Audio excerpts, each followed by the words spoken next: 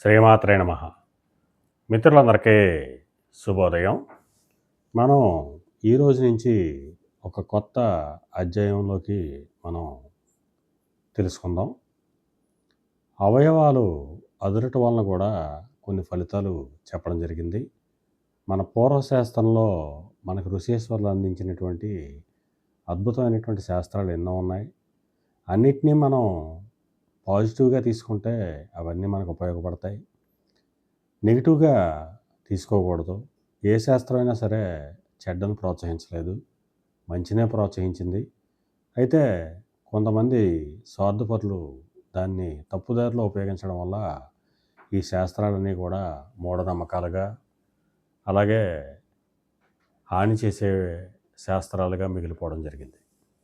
అయితే ఇవన్నీ కూడా మన మిత్రులందరితోని కూడా పరిజ్ఞానం కోసం పంచుకోవడం జరుగుతుంది.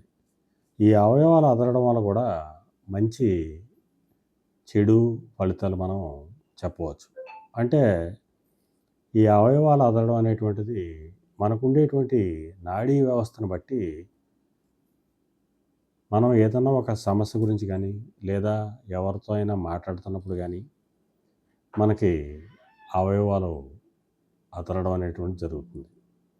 ఎక్కువగా శాస్త్రంలో కుడివైపున భాగాలు అదరడం వల్ల మంచి ఫలితాలని, ఎడమవైపు భాగాలు అదరడంలో చెడ్డ ఫలితాలని ఇవ్వడం జరుగుతుంది. ఇవన్నీ మనం కొద్ది కొద్దిగా తెలుసుకుందాం. శ్రీమాత్రే నమః.